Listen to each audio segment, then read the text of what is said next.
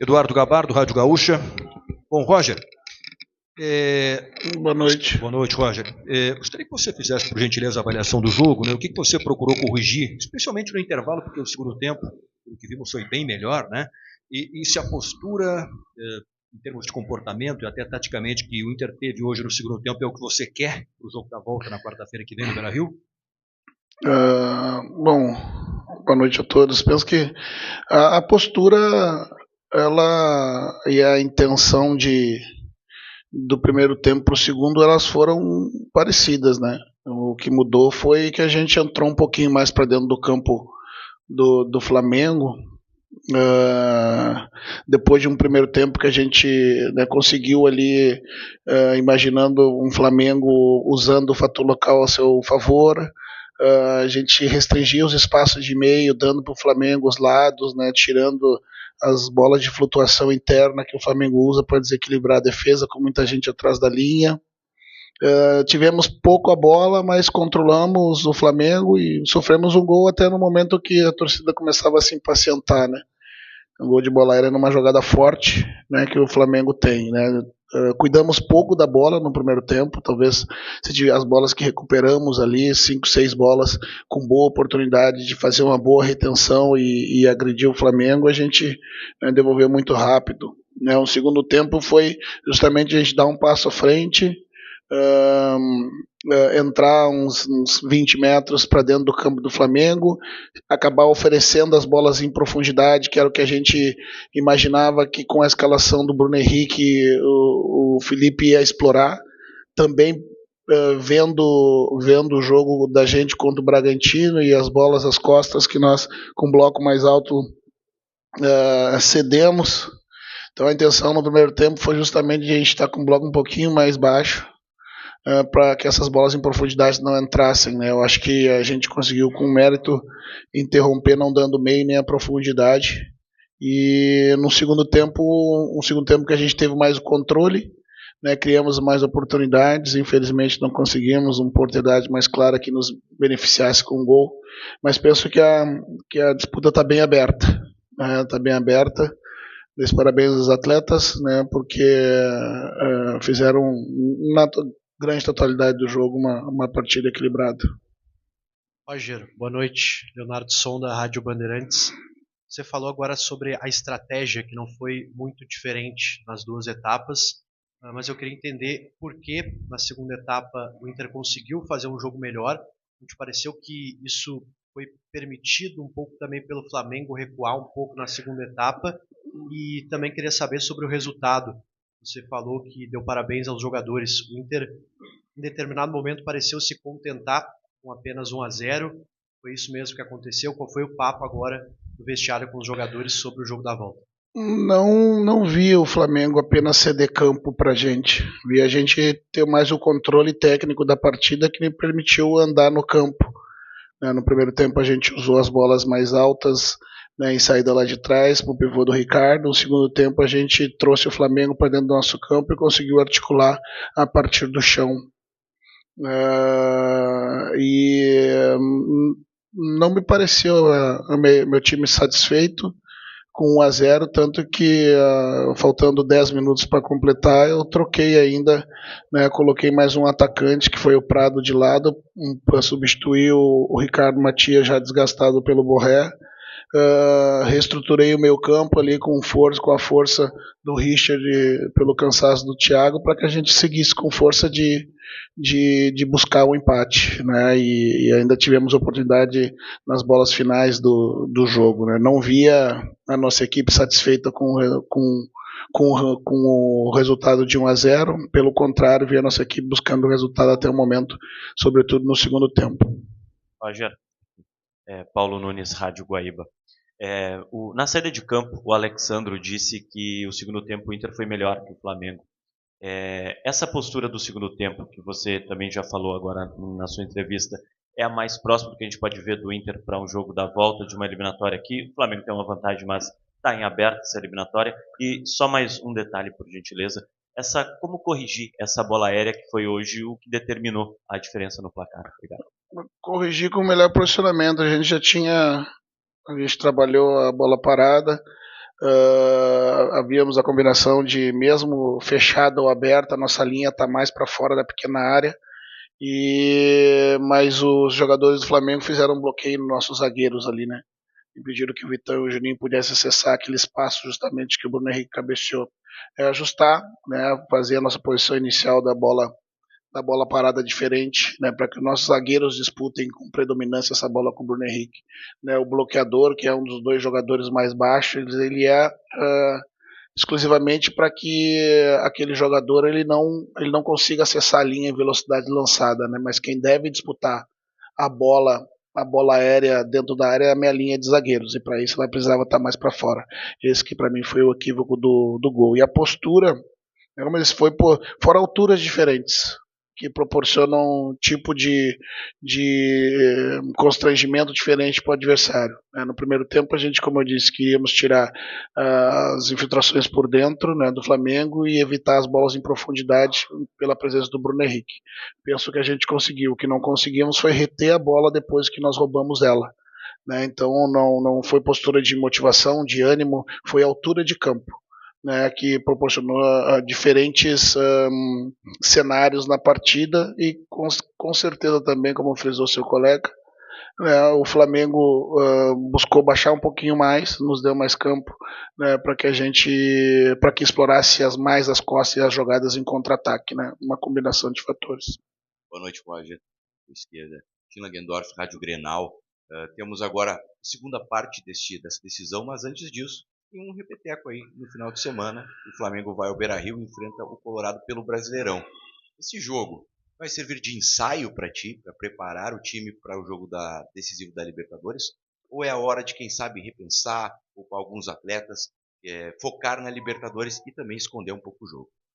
Olha, o Campeonato Brasileiro é importante, né? Mas a partida vem bem no meio de uma disputa. A gente vai ver, vamos ver quem vai estar bem recuperado para o domingo, mas serve também como material né, como ferramenta, né, para desse jogo para o próximo e do próximo para o jogo decisivo da Libertadores. Né, e trabalhar forte, descansar os caras, né, contar com o nosso apoio do torcedor que veio hoje. A gente estava entrando no vestiário e de lá de dentro a gente estava ainda ouvindo o nosso torcedor cantando no estádio. Essa é a prova que, embora derrotado na primeira parte dessa perna da competição, o torcedor, imagino que tenha se sentido satisfeito, né, pelo menos com se representado em campo, né, pela forma como a gente encarou o segundo tempo. Então, agradecer desde já ao torcedor e dizer que a gente vai precisar muito do nosso torcedor junto com a gente no domingo, né, e muito mais na quarta para a gente buscar essa diferença simples que o adversário conseguiu nessa primeira fase da competição. Roger, Jairo Vink do canal do Baldaço. Você falou que no primeiro tempo o Inter teve uma dificuldade de sair, né? Recuperava a bola e não conseguia sair. Isso se deve à alta intensidade que o Flamengo implementou no primeiro tempo? Eu acho que também.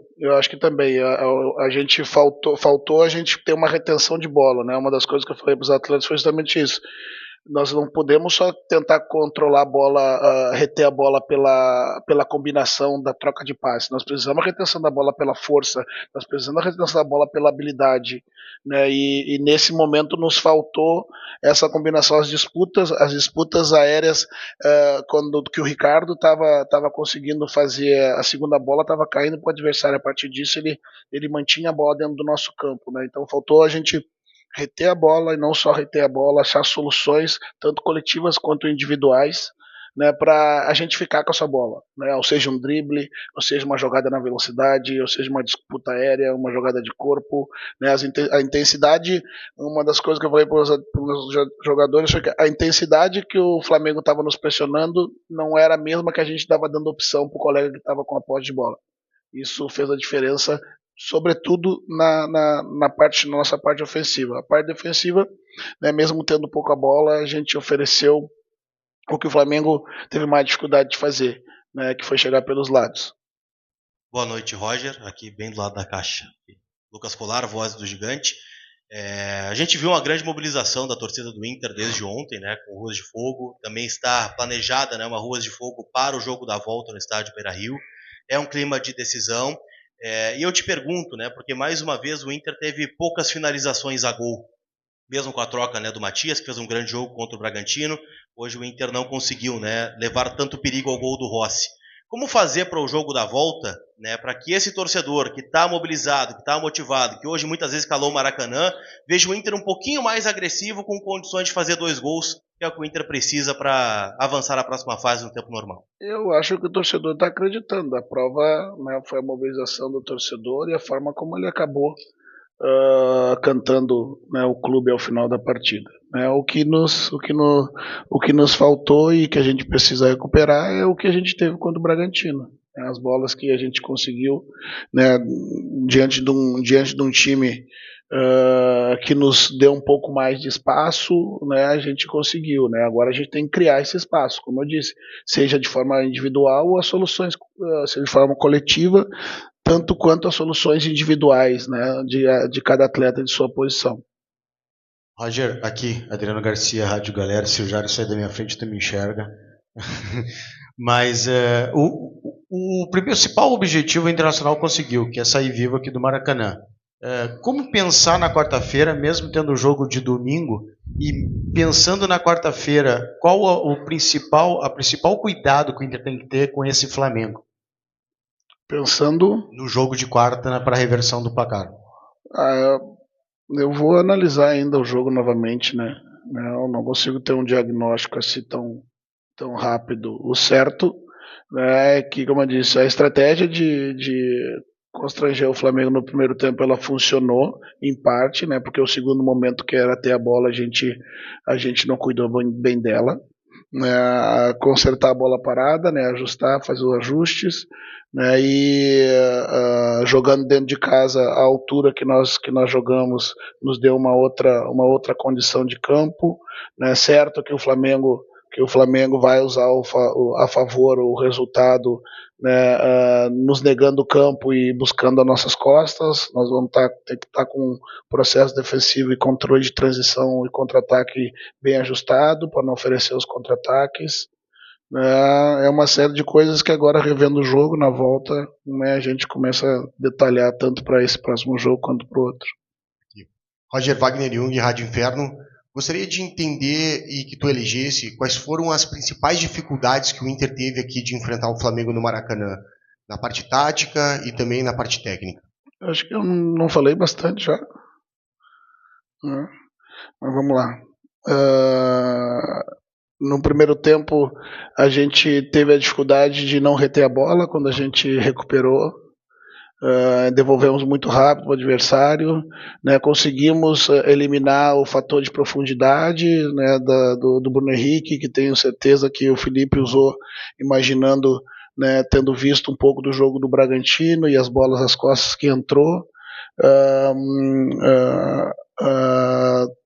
Nas bolas aéreas, nossas disputas e intensidades, né, a primeira nós ganhamos com o Ricardo e a segunda ela ficou para o adversário e novamente retia a bola. No segundo tempo andamos um pouquinho para dentro do campo, isso fez com que o Flamengo tivesse a oportunidade de usar nossas costas, mas a gente conseguiu proteger bem a profundidade e com o campo mais aberto em função do Flamengo, o Flamengo do jogo ficar um pouco mais trocação, a gente conseguiu chegar e ter mais volume de jogo, de posse, né, nem tanto de conclusão, mas de chegada no último terço, que fez com que o Flamengo sentisse um pouco mais a partida, né, o desgaste dela. Penso que fisicamente nós acabamos bem o jogo também.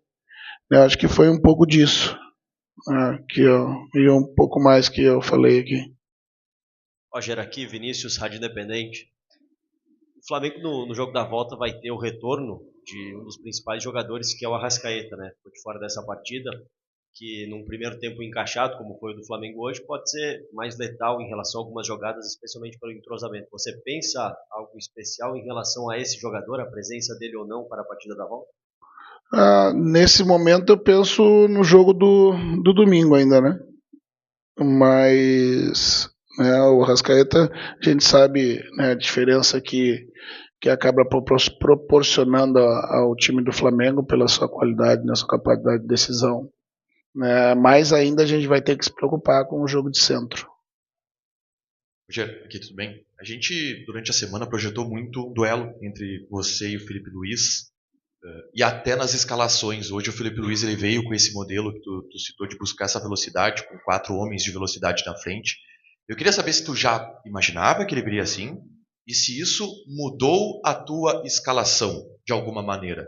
Se houve esse duelo mental entre Roger e Felipe Luiz, tu imaginando o que ele ia colocar em campo e o que tu colocar em campo para prevenir aquilo que ele poderia colocar em campo e como esse jogo de xadrez muda com a Arrascaeta, que vai dar uma característica que hoje o Flamengo não teve dessa criação pelo meio. Às vezes na coletiva, né, busca até menos esmiuçar, né, taticamente, porque se os meus analistas analisam toda a coletiva do treinador depois do jogo, né, para identificar pistas, né, eu tenho certeza que o Felipe também faz. Né, a gente preparou para 2 cenários, né, esse com o cenário com o Bruno e o cenário com o centroavante, né, com o Pedro, né, e que muda sensivelmente. Né, então, quando a gente percebeu que era na escalação o Bruno, a gente soube que a gente ia ter que cuidar muito a profundidade. Cuidar a profundidade é não dar campo pro Flamengo. Cuidar a profundidade é tá 10 metros um pouquinho mais para trás, né, fazer um bloco médio, né, ao invés de subir a todo momento a pressão, né, tirando ali o jogo de articulação do Jorginho, né, e trabalhando muito com a bola coberta e descoberta, né, quando a gente conseguia cobrir a bola, né, dos zagueiros, né, do Jorginho, a gente podia ficar na mesma posição, mas quando não, a gente protegia a profundidade, né, a forma que o Flamengo conseguiu encontrar um caminho para andar no nosso campo foi usando os lados, que era o que a gente ofereceu para eles em tese, né, para depois estar bem compactado lateralmente e conseguir pressionar. Então, sem dúvida, é um duelo mental, de projeções, né, e cenários, né, que você treina e aconselha os jogadores como se posicionar. Imediatamente quando a gente viu a escalação, eu ainda passei algumas imagens dentro da projeção que a gente tem já do conteúdo para esse tipo de eventos, né, quando a gente tem alguma dúvida, para se certificar de como a gente ia ter a nossa conduta dentro da partida, sobretudo com a presença do Bruno Henrique e não do Pedro à frente. Roger, Raíza Simplício aqui da Gol Brasil e da revista Placar. Você falou sobre esse duelo mental. Eu queria que você falasse a respeito disso, mas também em relação a ter 3 jogos seguidos contra o mesmo adversário. Vocês têm esse jogo da Libertadores, Brasileirão, e o jogo da volta da Libertadores. São 3 jogos seguidos contra o mesmo adversário. Como é que fica esse duelo mental e a questão dentro de campo também, a questão tática? Se é preciso mudar, porque tantos encontros assim, se fica previsível, qual que é a dificuldade de 3 jogos assim seguidos contra o mesmo adversário? Acho que a dificuldade é você identificar o próximo passo, né? Primeiro que é um jogo do campeonato diferente, né, do Campeonato Brasileiro, né? Cada um vai adotar o seu planejamento, né, pensando no jogo da quarta-feira, né? Então mais uma vez tu vai ter que criar cenários para como as coisas vão acontecer no final de semana. Mas, né, por um outro lado, né, tu tem bastante ferramenta para trabalhar, né, bastante material para trabalhar o próximo jogo e os próximos jogos em função do que tu viu hoje, né, as tendências, né, as correções, os espaços, os comportamentos dos atletas, né, a variação que o Felipe propôs para a partida ao longo dela, e eu tenho certeza que ele também fará a mesma coisa.